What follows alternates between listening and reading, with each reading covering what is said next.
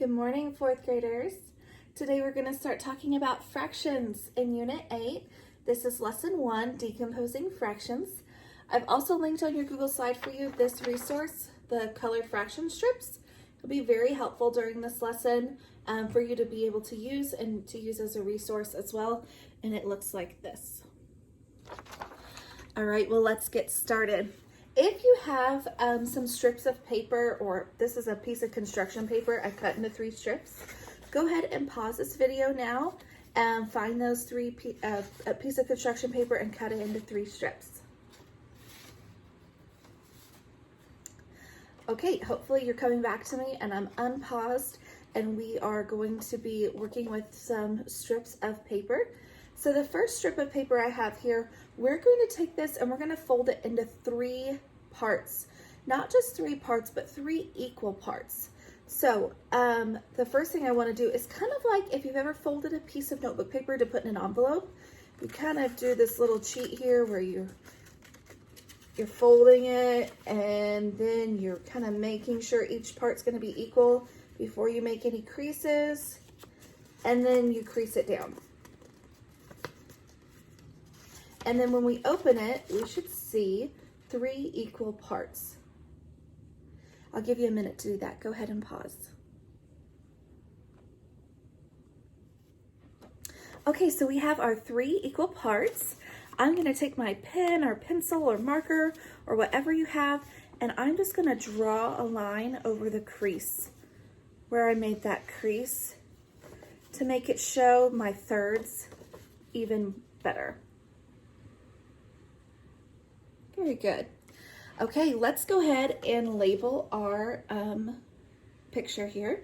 So each piece represents 1/3 of the whole. So we have 1/3, 1/3, and 1/3.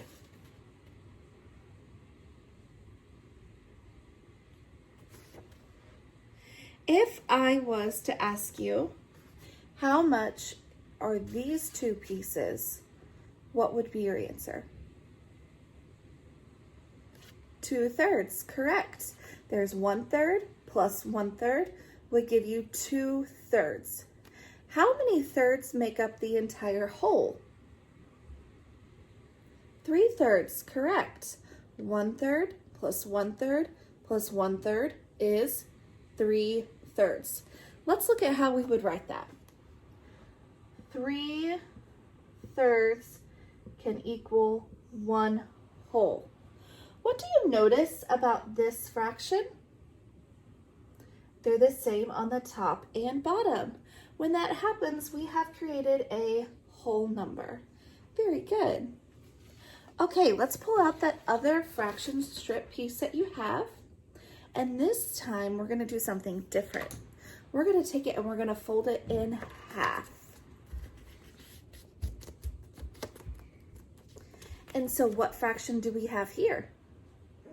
A 1/2 and a 1/2. Very good. Now that you have your halves, we said this is a 1/2 and this is a 1/2. I want you to take it and I want you to fold it in half again. Now it's going to look like a small little square. Okay, when we open it all the way up, how many pieces do we have now? 4, very good. So what does each piece represent for the whole then? 1/4. Let's go ahead and write that in. 1/4, 1/4, 1/4, 1/4. Very good. Yours should look something like this. Go ahead and pause me if you need to take a minute. Awesome job.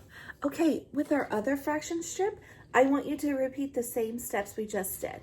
Fold in half. Fold in half again.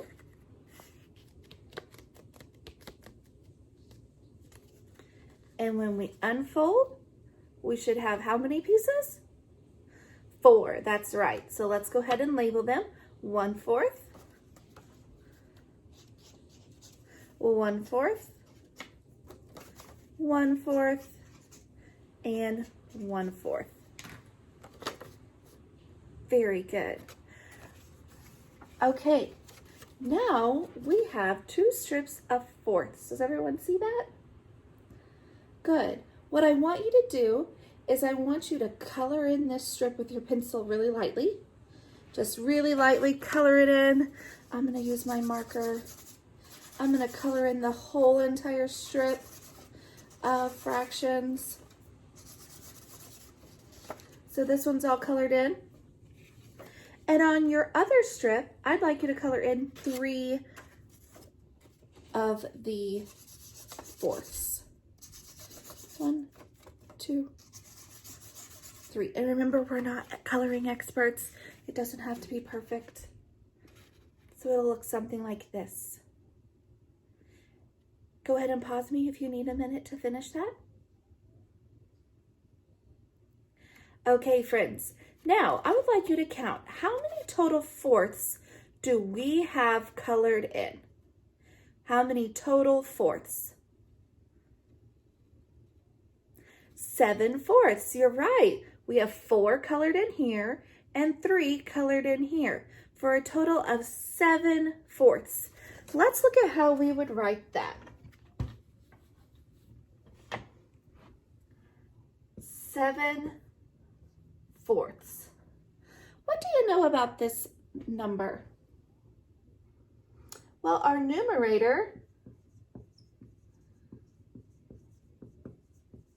is a little bit bigger than our denominator.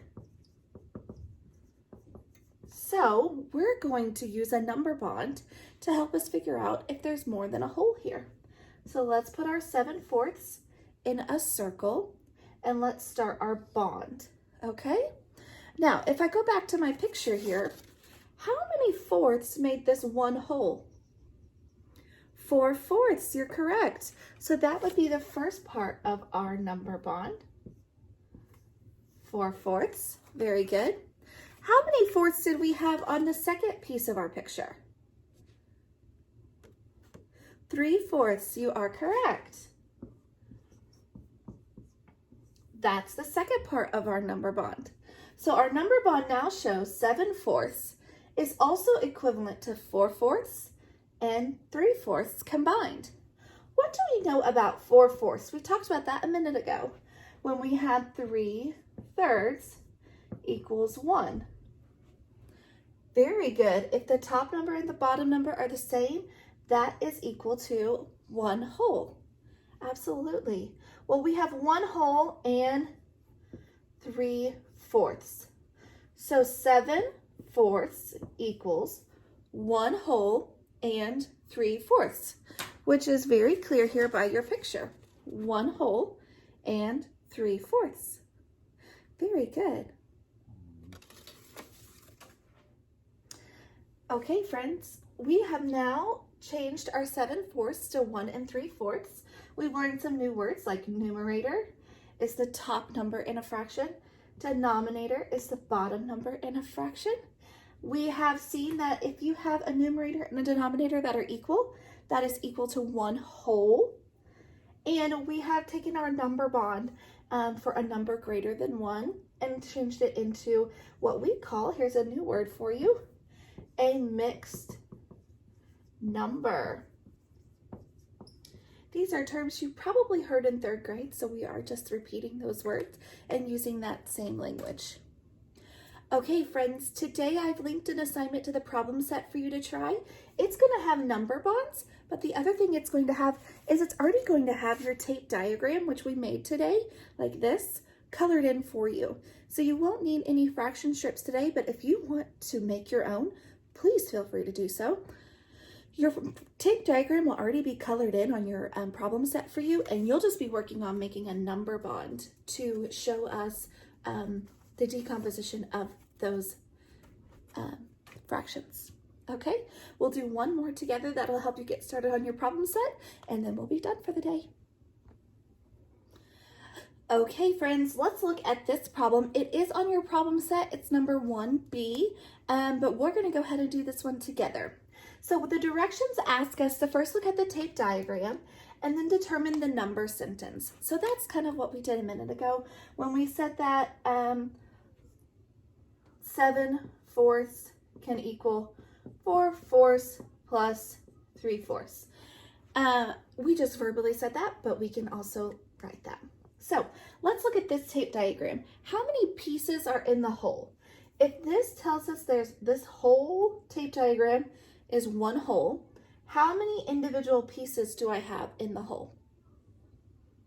5, that's right. So each one of these boxes represents how much? 1/5, you are correct. So each box actually represents 1/5. Very good. Down here on the bottom, it's asking us to look at just this first piece. How much is one of these boxes in this tape diagram? 1/5, very good. We just talked about that. Now the second piece is asking us to count more than one of the sections of the box. How many more pieces are colored in this tape diagram? 3, very good. 3/5, very good. Now to write our number sentence, we would just put the addition sign in between them. 1/5 plus 3/5, very good. And what is that total? How many total pieces are colored in on this tape diagram? 4/5, very good. So we would just write equals 4/5. Now the second part of the directions has you go ahead and draw that number bond. Now, do we have a hole colored in here? No, we don't. So the actual piece in our top of our number bond will be 4/5. Now, what did we break 4/5 into? 1/5, very good. And the other piece? 3/5, very good. This is what you'll do to complete each one of the pieces of the problem set. You'll just show your number sentence under the tape diagram that's already been colored in for you. And then you'll show us the number bond of how they broke it apart and what that would look like. If you get a number that's more than a whole, make sure you change that to a 1, please. Any questions? Feel free to talk to your homeroom teacher and let one of us know. Thank you.